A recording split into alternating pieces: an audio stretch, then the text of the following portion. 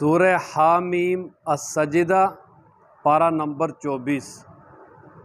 نحمدہ و نصلی علی رسولہ الکریم، اما بعد، اعوذ باللہ من الشیطان الرجیم، بسم اللہ الرحمن الرحیم۔ حامیم تنزیل من الرحمن الرحیم، صدق اللہ العظیم۔ یہ سورہ مبارکہ ترتیب نزولی کے اعتبار سے 61 نمبر پر ہے، یعنی اس سے پہلے 60 صورتیں نازل ہو چکی تھیں، اور جو قرآنی ترتیب ہے اس کے مطابق اس کا 41واں نمبر ہے۔ اس سے پہلے 39 صورتیں، اس کو ترتیب توقیفی بھی کہتے ہیں، جو ہمارے سامنے ہے، جس میں سب سے پہلی صورت سورہ فاتحہ ہے، پھر سورہ بقرہ ہے، اور نزولی میں سب سے پہلی صورت جو ہے نا وہ سورہ اقرأ بسم ربک الذی خلق، اور اس کی 54 آیات ہیں، 6 رکوع ہیں۔ اور اس سورہ مبارکہ کا نام حامیم السجدہ اس لیے ہے کہ حامیم یہ پہلی آیت ہے، اور السجدہ اس کا اضافہ اس لیے ہے کہ آگے اس میں جو ہے نا وہ سجدہ بھی ہے، سجدہ تلاوت ہے، تو اس لیے سورہ مبارکہ کا نام حامیم السجدہ ہے۔ اور اسی طرح اس سورہ مبارکہ کا ایک نام سورہ فصلت بھی ہے، کیونکہ یہ فصلت دوسری آیت میں موجود ہے۔ اور اس سورہ مبارکہ کا ماقبل کے ساتھ ربط یہ ہے کہ سورہ مومن میں رجل مومن کا تذکرہ تھا، جس نے اللہ تعالیٰ کی وحدانیت کو فرعون کے دربار اور اس کی پارلیمنٹ میں بڑے کھل کے بیان کیا تھا، اور یہ ذکر تھا کہ جو دعا ہے یہ عبادت کا مغز ہے، اور یہ مذکور تھا کہ صرف اللہ تعالیٰ ہی کو پکارو۔ اور اب سورہ حامیم السجدہ میں اس بات پہ زور دیا گیا ہے کہ اللہ تبارک و تعالیٰ کی عبادت اور اللہ تعالیٰ ہی کو پکارنے پر استقامت اختیار کرو۔ اور اس سورہ مبارکہ کا مختصر خلاصہ یہ ہے کہ اس کے شروع میں ترغیب الی القرآن ہے، قرآن و مجید کی طرف ترغیب دلائی گئی کہ قرآن و مجید یہ اللہ کی کتاب ہے، اس کو سمجھو، اس پہ عمل کرو۔ اور پھر آگے اس بات کو بیان کیا گیا کہ جناب نبی کریم صلی اللہ تعالیٰ علیہ وآلہ وسلم سے اعلان کروایا گیا کہ آپ اعلان کریں کہ میں ذات اور جنس کے اعتبار سے انسان ہوں۔ اور پھر اس کے بعد آگے کچھ توحید پہ دلائل ہیں، کچھ بشارتیں ہیں، کچھ ڈراوے ہیں، اور کچھ دیگر مضامین ہیں۔ اور یہ جو سورہ مبارکہ ہے، یہ جو حوامیم 7 جو صورتیں حامیم سے شروع ہوتی ہیں ان میں سے دوسری ہے، اور اس کے شروع میں لفظ حامیم ہے۔ اس کو یہ حروف مقطعات میں سے اور متشابہات میں سے اس کا حقیقی معنی مراد وہ اللہ تعالیٰ ہی جانتے ہیں، یہ اللہ کا راز ہے۔ اور حضرت عبداللہ ابن عباس رضی اللہ تعالیٰ عنہ نے ویسے نہیں یہ بھی بیان کیا ہے کہ جو یہ اللہ تعالیٰ کا جو نام ہے، ناموں میں سے مخفف ہیں، جس طرح عموماً کسی کا نام ہوتا ہے تو انگلش میں جو پہلا حرف ہوتا ہے وہ لکھ دیا جاتا ہے، اور اس سے مراد وہ پورا نام ہوتا ہے، تو اسی طرح یہاں بھی ایسا ہی ہے کہ حامیم سے مراد اللہ تعالیٰ کا نام ہے حمید، اور میم سے مراد اللہ تعالیٰ کا نام ہے مجید، حمید و مجید، کہ جو بہت زیادہ تعریف والا ہے اور بہت زیادہ مرتبے والا ہے۔ یہ اس کا کوئی حقیقی معنی نہیں ہے، یہ ویسے یعنی جو ہے ان کی مراد بیان کی ہے، باقی حقیقی مطلب مراد وہ اللہ تعالیٰ ہی جانتے ہیں۔ ان کا ترجمہ جہاں بھی آپ دیکھیں گے یہی لکھا ہوتا ہے، اللہ عالم بمرادی، جس طرح نا الف لام میم، یہ قرآن و مجید کی 29 صورتوں کے شروع میں ہے، کسی جگہ زیادہ ہیں، جس طرح کاف ہا یا عین صاد، آگے آ جائے گا ہا میم عین سین قاف، اللہ عالم بمرادی، اللہ تعالیٰ اس کی حقیقی مراد جانتے ہیں۔ تنزیل من الرحمن الرحیم، یہ ترغیب الی القرآن ہے، اور ترکیب کے اعتبار سے تنزیل و یہ خبر ہے حامیم کی یا حاذا محذوف کی، معنی یہ ہوگا کہ یہ کتاب ہے جو کہ اتاری ہوئی ہے اس ذات کی طرف سے جو رحمان اور رحیم ہے، کہ قرآن مجید جو ہے یہ اللہ تبارک و تعالیٰ کی طرف سے اتارا گیا ہے، لہذا اس کو مانو، اس پہ عمل کرو، اور اسی میں کامیابی ہے۔ اور پھر ابتدا میں جو آیات ہیں ان میں قرآن مجید کی 4 صفات بیان کی گئی ہیں، 4 صفتیں۔ نمبر 1 تنزیل من الرحمن الرحیم، کہ یعنی یہ کتاب جو ہے نبی پاک صلی اللہ علیہ وسلم کی یا کسی اور کی اپنی بنائی ہوئی نہیں ہے، بلکہ یہ اتاری ہوئی ہے اس ذات کی طرف سے جو رحمان بھی ہے رحیم بھی ہے۔ رحمان کا معنی ہے جو بغیر مانگے دے، رحیم کا معنی ہے جو مانگنے کے ساتھ دے۔ تو اللہ تبارک و تعالیٰ کی ذات میں دونوں صفتیں ہیں کہ اللہ تبارک و تعالیٰ نے ہزاروں چیزیں ہمیں بغیر بن مانگے عطا کی، ہمارے جسم کے اعضاء ہیں اور بہت ساری چیزیں ایسی ہیں جو اللہ تعالیٰ عطا کر رہے ہیں، کی ہوئی بھی ہیں، کریں گے بھی، اور کچھ ایسی چیزیں بھی ہیں جو ہم اللہ تعالیٰ سے مانگتے ہیں وہ اللہ تعالیٰ عطا فرماتے ہیں۔ تو رحمان جو بن مانگے دے، رحیم جو مانگنے سے دے۔ اور دوسرا یہ کہ رحمان یہ عام ہے، یہ مومن کافر سب پہ ہے، یہ دنیا میں اللہ تعالیٰ کی جو عطا ہے وہ سب کو شامل ہے، مومنوں کو بھی ملے گی، کافروں کو بھی، سب کو۔ لیکن رحیم جو ہے نا یہ صرف مومنوں کے ساتھ خاص ہے، اور آخرت کے ساتھ، کہ آخرت میں جو ہے نا وہ اللہ تبارک و تعالیٰ جو اپنا رحم اور کرم فرمائیں گے وہ صرف مومنوں پہ ہوگا، کافر پہ آخر پہ کسی قسم کے رحم اور کسی قسم کا ترس نہیں ہوگا۔ تو پہلی صفت ہے اس کی، یعنی قرآن مجید کی بیان فرمائی کہ تنزیل،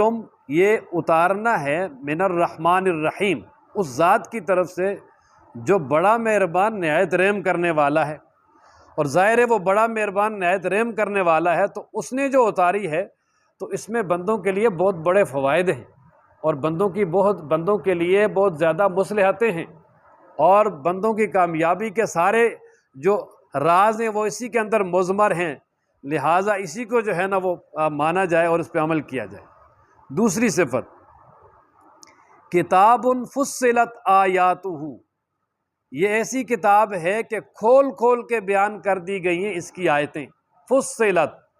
اس کا معنی کیا جی؟ کھول کھول کے، تفصیل کے ساتھ، یعنی مطلب یہ کہ اس کی آیات جو ہے نا وہ ہر ایک دوسری آیت سے الگ اور ممتاز ہے، اور اپنا مفہوم بالکل واضح انداز میں بیان کر رہی ہے، کوئی اس میں کسی قسم کا خفا نہیں ہے۔ ایسا نہیں ہے کہ بھئی کسی آیت کا مفہوم کوئی انسان سمجھ نہ سکے، بلکہ اللہ تبارک و تعالیٰ نے اسے بالکل بڑا واضح کر دیا، کھول کے بیان کر دیا۔ اور دوسری بات یہ ہے کہ انداز بدل بدل کر نئے نئے پیرائے میں بالکل واضح کر دیا ہے، تاکہ جو ہے کسی پہ کوئی پیچیدگی نہ رہے، ہر مسئلہ کھل کے ہر ایک کے سامنے واضح ہو جائے۔ یہ دوسری صفت بیان فرمائی۔ تیسری صفت قرآناً، یہ کتاب قرآن ہے، عربی زبان میں ہے، لقوم یعلمون، اس قوم کے لیے جو جاننے والی ہے، علم والی ہے۔ تو یہ تیسری صفت بیان فرمائی کہ یہ قرآن مجید عربی میں ہے، اور عربی میں اس کو نازل کرنے کی سب سے بڑی وجہ یہ ہے کہ عربی جو زبان ہے اسے اللہ تعالیٰ نے فضیلت عطا کی ہے۔ ایک یہ کہ نبی پاک صلی اللہ علیہ وسلم کی زبان عربی ہے، قرآن جو ہے اس کو عربی زبان میں نازل کیا۔ تیسرا جنت والوں کی زبان بھی عربی ہوگی۔ تو عربی زبان تمام زبانوں سے زیادہ فصیح ہے اور بلیغ ہے۔ اور پھر دوسری بات یہ کہ قرآن مجید کے جو اولین مخاطب ہیں وہ عربی تھے، اس لیے اللہ تبارک و تعالیٰ نے اسے عربی میں نازل کیا۔ اور پھر جو عربی نظم ہے، عربی جو پڑھنا ہے، اس کے اندر لہجہ بنا کے پڑھنا یہ بڑا آسان تھا۔ اللہ تعالیٰ نے اس کو یعنی اس میں بہت زیادہ ترنم رکھا ہے۔ تو قرآن مجید میں دو چیزیں نا جی، ایک اس کا معنی مفہوم سمجھنا، اور دوسرا خود قرآن مجید کو بار بار اس کے الفاظ کو پڑھنا، جس طرح کہ ہم نماز میں روزانہ پڑھتے ہیں یا تلاوت میں پڑھتے ہیں، اور خاص طور پہ یعنی جو محافل قرات ہوتی ہیں ان میں یعنی قراء حضرات کتنے خوبصورت انداز میں پڑھتے ہیں، تو اس طرح یعنی اتنا خوبصورت انداز اور نرالہ انداز میں پڑھنا یہ عربی زبان کے ساتھ ہی خاص ہے۔ دوسری زبانوں میں جو ہے وہ اس طرح کا لہجہ بننا بہت ہی مشکل ہے۔ اس لیے اللہ تبارک و تعالیٰ نے فرماتے تیسری صفت بیان کی کہ قرآن عربیہ، یہ قرآن ہے، بار بار پڑھا جانے والا ہے، اور یہ عربی زبان میں ہے تاکہ سب کے لیے سمجھنا آسان ہو جائے، اور ہے ہدایت بن کے تو سب کے لیے آیا ہے، لیکن لقوم یعلمون، اس کی ہدایت سے فائدہ وہی حاصل کریں گے جو علم رکھنے والے ہوں گے، یعنی جن کے اندر اللہ کی معرفت ہوگی، جن کے اندر اللہ تعالیٰ کی معرفت ہوگی وہ اس سے فائدہ حاصل کریں گے۔ اور چوتھی صفت بیان فرمائی بشیراں و نذیرا، یہ قرآن بشیر بھی ہے، نذیر بھی ہے، اور خود جس پہ قرآن نازل ہوا ہے محمد الرسول اللہ، ان کی بھی یہی صفات، ان کی صفات میں سے بھی یہ صفت ہے، بشیراں و انا ارسلناک مبشرا، اور انا ارسلنا کا شاہدا و مبشرا و نذیرا، کہ ہم نے آپ کو جو ہے نا وہ شاہد بنایا، مبشر بنایا اور نذیر بنایا۔ تو مبشر یہ بشیر ایک ہی چیز ہے، بشارت دینے والا، خوشخبری سنانے والا۔ تو آپ علیہ السلام کی صفات میں سے بھی ہے اور قرآن کی صفات میں سے بھی ہے کہ جس طرح نبی پاک صلی اللہ علیہ وسلم بشارت سناتے ہیں ایمان والوں کو جنت کی اور جو نہ ماننے والے ان کو جہنم کی، اسی طرح قرآن و مجید بھی کیا کرنے والا جی، ایمان والوں کو بشارتیں دینے والا ہے اور جو بے ایمان ہیں ان کو جہنم کا ڈراوا سنانے والا ہے۔ تو چوتھی صفت بیان فرمائی کہ یہ کوئی افسانہ نہیں ہے اور یہ کوئی عام ایسا مضمون نہیں ہے کہ جس میں دل لگی کی باتیں ہوں طرح طرح کی، بلکہ یہ اللہ تبارک و تعالیٰ کی طرف سے ایک بہت ہی عظیم کلام ہے، اور اس کلام کو جو ماننے والے ہیں ان کا جو انجام ہے وہ کیا ہوگا، اور جو نہ ماننے والے ان کا انجام کیا ہوگا، وہ اس انجام کے بارے میں بھی یہ کتاب بتانے والی ہے۔ تو بشیرا و نذیرا، خوشخبری سنانے والی ہے اور ڈر سنانے والی ہے یہ کتاب۔ آگے اللہ فرماتے ہیں فَأَعْرَضَ أَكْثَرُهُمْ، یعنی یہ منکرین پر شکوہ اور زجر ہے کہ ہونا تو یہ چاہیے تھا کہ جو اتنی رحمان اور رحیم ذات کی طرف سے اتنی صفات والی کتاب نازل ہوئی ہے وہ اس کو فوراً مان لیتے، لیکن فرمایا کہ وہ ظالم ایسے ہیں کہ وہ اس قرآن و مجید کو ماننا تو درکنار، اس کے سننے سے بھی اعراض کرتے ہیں اور اس کے سننے سے بھی اپنے آپ کو بچاتے ہیں، بلکہ کفار تو بڑے واضح انداز میں ایک دوسرے سے کہتے تھے لا تسمعوا لهذا القرآن والغوا فیہ لعلکم تغلبون، یہ اسی صورت میں آگے آئے گا۔ وہ کہتے تھے بھئی کوئی قرآن و مجید کو بالکل نہ سنو، لہذا جب بھی قرآن و مجید پڑھا جائے تو تم نے وہاں پر جو ہے نا وہ شور ڈال دینا ہے، اس کی وجہ یہ ہے کہ تاکہ تم غالب آ جاؤ، ایسا نہ ہو کہ بھئی جو ہے نا وہ یہ قرآن و مجید سن لو اور یہ اثر کر جائے، کیونکہ جنہوں نے سنا تو ان پہ اثر کر گیا تھا، تو ان کو بڑا خطرہ اور خوف تھا۔ باقاعدہ مکہ مکرمہ کے اندر ایک پوری ٹیم کفار کی صرف اس کام پہ مامور تھی کہ آپ نے باہر سے آنے والوں کو اس بات سے روکنا ہے کہ پیغمبر اسلام جو آپ دعویٰ کر رہے ہیں ان کا جو ہے وہ کلام نہیں سننا۔ انشاءاللہ یہ آگے آ رہا ہے اسی سورہ مبارکہ میں، اس پہ تفصیلی بات کریں گے۔ تو فرمایا فَأَعْرَضَ أَكْثَرُهُمْ، پس اعراض کیا ان میں سے اکثر نے، فَهُمْ لَا يَسْمَعُونَ، پس وہ سنتے ہی نہیں۔ اچھا، اب وہ جو نہیں سنتے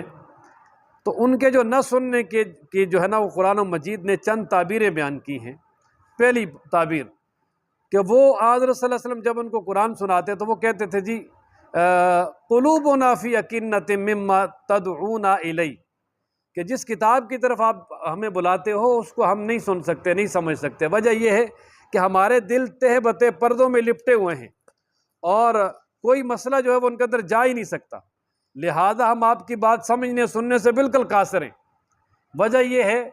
کہ ہمیں یہ بات سمجھ ہی نہیں آ رہی کہ آپ ہمارے معبودوں کے بارے میں کہہ رہے ہیں جی کہ وہ کچھ نہیں کر سکتے، اور اپنے معبود کے بارے میں کہہ رہے ہیں وہ سب کچھ کر سکتا ہے، لہٰذا ہمارے دل جو ہے نا وہ اس کو سننے سے بالکل پردوں میں ہیں، اور جو چیز پردوں میں ہو اس کے اندر داخل کرنا کوئی ممکن نہیں ہوتا، تو لہٰذا ہمارے دلوں میں بھی اس کتاب کو داخل کرنا ممکنات میں سے نہیں ہے۔ اور دوسری تعبیر وفی آذاننا وقر، ہمارے کانوں میں ڈوٹ ہے، کانوں کے اندر بہت ہے، یعنی کانوں کو بھی سیل کیا ہوا ہے، ہاں بند ہے ہمارے کان۔ ہم اب وہ ظاہر سنتے تو تھے لیکن وہ کہتے تھے یہ ہمارے کان بند ہیں، ہمارے اندر کچھ کوئی بھی چیز نہیں جا سکتی بالکل بھی۔ اور نمبر 3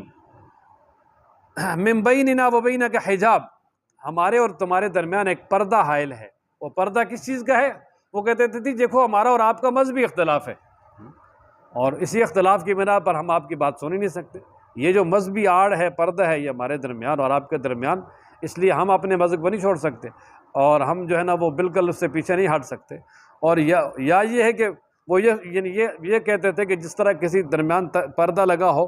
تو وہ ایک دوسرے کو کوئی جو ہے نا کوئی ایک کی بات دوسرے تک پہنچانے کے لیے کوئی واسطہ اور نہ ہو تو وہ ایک دوسرے کو سنا بھی نہیں سکتے، سمجھا بھی نہیں سکتے، اسی طرح ہمارے اور آپ کے درمیان بھی ایسے ہی ہے، ہم آپ کی بات نہیں سن سکتے، کیونکہ وہ آپ یوں سمجھ لیں کہ کسی بھی بات کو حاصل کرنے کے بڑے ذریعے 3 ہیں نا، یا تو کوئی انسان دل میں کوئی بات سوچ سمجھ کے اس کو قبول کر لیتا ہے، وہ کہتے ہیں جی ہمارے دل بھی پردے میں۔ دوسرا ذریعہ کانوں سے سن کر کوئی بات انسان کے اس پہ وہ سوچ بچار کرتا ہے، وہ کہ ہمارے کان نہیں بند ہیں۔ تیسرا یہ کہ دیکھ کر وہ کہتے ہیں جی ہمارے آگے پردہ لگا ہوا ہے اس لیے ہم آپ کی بات نہیں مان سکتے۔ اللہ اکبر۔ فَعْمَلْ إِنَّنَا عَامِلُونَ، اور ساتھ پھر یہ بھی کہتے ہیں کہ فعمل، آپ اپنا کام کریں، ہم اپنا کام کرتے ہیں، آپ کو جو ہے نا ہمارے پیچھے پڑنے کی ضرورت ہی نہیں ہے۔ اور یا یہ ہے کہ اب وہ اس کا ایک سادہ سا معنی یہ بھی کیا گیا ہے کہ آپ جتنا مرضی زور لگا لیں، یعنی اپنا جو دعوت والا کام ہے وہ آپ کرتے نہیں، جتنا مرضی زور لگائیں، ہم اپنا کام کریں گے، نہ ماننے والا، یعنی ہم نہیں مانتے آپ کی بات۔ اللہ وقالوا، وہ کہنے لگے، قلوبنا، ہمارے دل، فی اکنتم، پردوں میں ہیں، مما، اس سے، تدعونا، کہ تم ہمیں پکارتے ہو، الیہ، جس کی طرف، تدعو، آپ ہمیں پکارتے ہو، نہ ہمیں، تدعو، پکارتے ہو آپ، نہ ہمیں، الیہ، جس کی طرف، وفی آذاننا وقر، اور ہمارے کانوں میں ڈوٹ ہے، بوجھ ہے، ومن بیننا وبینک حجاب، ہمارے اور تمہارے درمیان پردہ ہے، فعمل، بس آپ عمل کیجئے، اننا، بے شک ہم بھی، عاملون، عمل کرنے والے ہیں۔ یہ کتنا تکلیف دہ انداز ہے کہ کوئی آدمی کسی سے بات کرے تو اگلا مانے نہ، لیکن سن کے خاموش ہو جائے، تو پھر بھی کچھ حوصلہ ہو جاتا ہے۔ لیکن اگر آگے سے کوئی یہ کہہ دے کہ بھئی ہمارے دل بھی پردے میں ہیں، ہمارے کان بند ہیں، ہمارے اور آپ کے درمیان پردہ ہے، ہم بالکل نہیں مانیں گے، تو کتنی یعنی تکلیف، یعنی داعی کو کتنی تکلیف ہوتی۔ اللہ، تو رسول اللہ صلی اللہ علیہ وسلم نے اس موقع پہ، ان مواقع پہ کتنی تکلیفیں برداشت کی۔ ہاں، اب یہ انہوں نے جو کچھ کہنا تھا کہہ دیا، اب اللہ تعالیٰ نے نبی پاک صلی اللہ علیہ وسلم سے فرمایا کہ ان کو جواب دے، قل انما انا بشر، کہہ دیجئے بے شک میں انسان ہوں، مثلکم، تمہاری طرح، یعنی جس طرح تم انسان ہو میں بھی انسان ہوں، میں کوئی فرشتہ نہیں ہوں، یا میں کوئی اور مخلوق نہیں ہوں کہ میری بات تم کہتے ہو جی ہم آپ کی بات نہیں سمجھ سکتے، ہاں؟ میں تو یعنی انسان ہوں، اور اگر تمہیں ایک بار سمجھ نہیں آتی تو 2 بار سمجھاؤں گا، 10 بار سمجھاؤں گا، اگر پھر بھی نہیں آتی تو آ کے پوچھ سکتے ہو، کیونکہ انسان سے استفادہ کر سکتا ہے، انسان کو انسان کی زبان سمجھ میں آتی ہے، اس لیے فرمایا کہ یہ بہانہ نہ کرو۔ اور دوسری بات یہ ہے کہ اللہ تبارک و تعالیٰ نے میری طرف بڑی پختہ وحی کی ہے کہ اللہ تبارک و تعالیٰ صرف ایک ہیں، اس کے ساتھ کوئی شریک نہیں، لہٰذا اسی کے لیے سیدھے ہو جاؤ، یعنی سارے شرک کو چھوڑ کر جو ہے وہ توحید پر آ جاؤ، اللہ کی وحدانیت کو مان لو، اور اللہ تبارک و تعالیٰ سے استغفار کرو، جو پہلے تمہارا گناہ ہو گئے، یعنی جو تم نے پہلے شرک کر لیا ہے اس سے استغفار کرو، توبہ کرو۔ اگر نہیں کرو گے تو فرمایا وَوَيْلٌ لِّلْمُشْرِكِينَ، مشرکین کے لیے پھر ہلاکت اور تباہی اور بربادی ہے، ویل، تباہی اور بربادی ہے مشرکین کے لیے۔ کون سے مشرک؟ آگے جو ہے نا وہ ان کی دو اور علامتیں بیان کر دی، الَّذِينَ لَا يُؤْتُونَ الزَّكَاةَ، وہ جو زکوٰۃ نہیں دیتے، یعنی اللہ تعالیٰ نے جو مالی حق فرض کیا وہ بھی ادا نہیں کرتے، وَهُمْ بِالْآخِرَةِ هُمْ كَافِرُونَ، اور آخرت کا بھی انکار کرتے ہیں۔ اور یہاں بعض حضرات نے اعتراض کیا ہے کہ جی یہاں زکوٰۃ سے مراد یہ زکوٰۃ کا حقیقی معنی نہیں ہو سکتا، اس لیے کہ یہ تو مکی آیت ہے، زکوٰۃ تو مدینہ میں فرض ہوئی ہے۔ تو اصل بات یہ ہے کہ یہاں پر جو زکوٰۃ ہے، زکوٰۃ کا اصل جو ڈکشنری لغوی معنی جو ہے وہ ہے پاک کرنا، اور زکوٰۃ کو بھی زکوٰۃ اس لیے کہتے ہیں کہ اس کے ادا کرنے سے مال پاک ہو جاتا ہے، زکا یزکی تزکیۃً، پاک۔ اور اسی طرح یہ جو ذبح ہے نا، اس کو بھی زکوٰۃ کہتے ہیں عربی میں، کہ وہ ذبح، جانور کو ذبح کرتے ہیں تو اس سے گندا خون نکل کے وہ باقی گوشت پاک ہو جاتا ہے۔ اور اسی طرح ایک حدیث مبارکہ ہے، حضرت صلی اللہ علیہ وسلم فرمایا زکوٰۃ الارض یبسھا، کہ زمین کا پاک ہونا، خشک ہو جانا، کہ اگر زمین پہ کسی جگہ کوئی گندگی بھی گری ہوئی ہے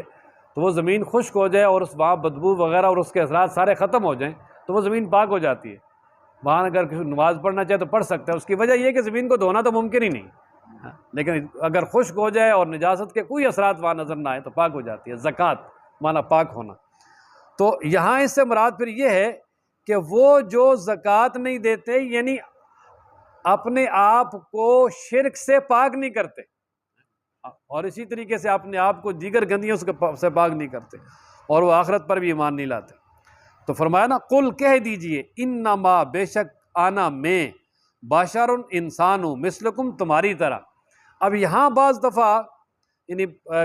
یہ لفظ سن کے جی میں تمہاری طرح انسان ہوں، اس سے بعض لوگ بہت پریشان ہو جاتے، کہتے دیکھو جی رسول اللہ صلی اللہ علیہ وسلم کو یہ کہنا کہ بھئی آپ وہ ہماری طرح ہے، نعوذ باللہ ثم نعوذ باللہ، نبی پاک صلی اللہ علیہ وسلم ہماری طرح کیا کہ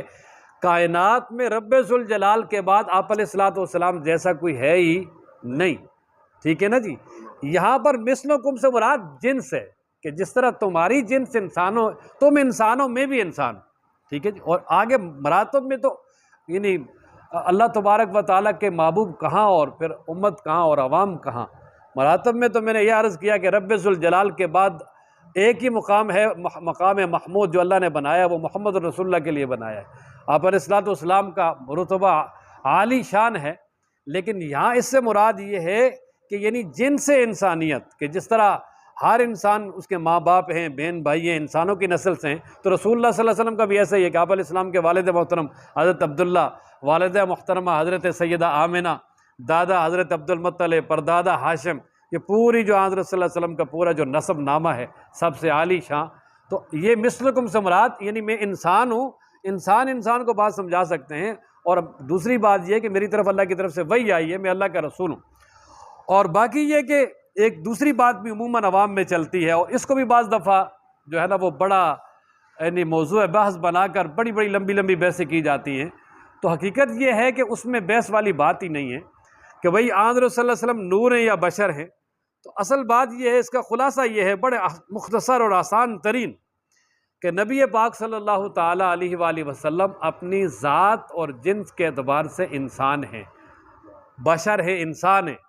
اور نبی پاک صلی اللہ علیہ وسلم اپنے اعمال اور نور ہدایت کے اعتبار سے نور ہی نہیں بلکہ نور الانوار ہیں، سب کو روشن کرنے والے ہیں۔ کیا ہے جی؟ نور الانوار، نوروں کے بھی نور ہیں، بلکہ آپ علیہ الصلوۃ والسلام یعنی منور العالمین ہیں، سارے جہانوں کو روشن کرنے والے ہیں۔ نور کا معنی کیا جی؟ روشن کرنے والے، منور روشن کرنے والے۔ تو آپ علیہ الصلوۃ والسلام جو نور ہدایت لے کر آئے ہیں، تو اس سے کیا ہے جی؟ پوری کائنات کیا ہے جی؟ روشن ہے۔ تو آپ علیہ السلام ذات کے اعتبار سے انسان، اور آپ علیہ الصلوۃ والسلام کے جو افعال اور کام اور دین اور کاز، یہ نور ہے۔ قل کہہ دیجئے انما بے شک انا میں بشر انسان ہوں، مثلکم تمہاری طرح، یعنی تمہاری نسل سے، یوحا وحی کی جاتی ہے الیہ میری طرف، انما بے شک الہکم تمہارا معبود الہ واحد ایک ہی معبود ہے، فاستقیموا الیہ پس تم سارے سیدھے ہو جاؤ اس کی طرف، واستغفروہ اور اسی سے استغفار کرو، وویل للمشرکین اور ہلاکت ہے مشرکین کے لیے۔ کون سے مشرکین؟ الذین لا یؤتون الزکاۃ، وہ جو زکوٰۃ نہیں دیتے، وہم بالآخرۃ ہم کافرون اور وہ آخرت کا بھی انکار کرنے والے ہیں، وہم اور وہ بالآخرۃ آخرت کے ساتھ ہم کافرون آخرت کا بھی انکار کرنے والے ہیں۔ اور اب آگے جی یہ تو تھا مشرکین کے بارے میں کہ مشرک جو ہے نا ان کے لیے ہلاکت ہے، تو جو ایمان والے انہیں کیا ملے گا؟ تو فرمایا ان الذین آمنوا، بے شک وہ لوگ جو ایمان لائے، وعملوا الصالحات اور کیے انہوں نے اچھے اعمال، لہم ان کے لیے اجر بدلہ ہے، غیر ممنون نہ ختم ہونے والا، ٹھیک ہے نا جی۔ کہ جو ایمان والے ہیں یعنی جو ایمان لے آئے، نیک اعمال کیے، ان کو اللہ تبارک و تعالیٰ کی طرف سے جنت میں ایسا بدلہ ملے گا، یعنی جنت کی نعمتوں کی شکل میں، کہ جو کبھی بھی ختم نہیں ہوگا، ہمیشہ جاری ہوگا۔ اللہ تعالیٰ ہم سب کو ان میں شامل فرمائے۔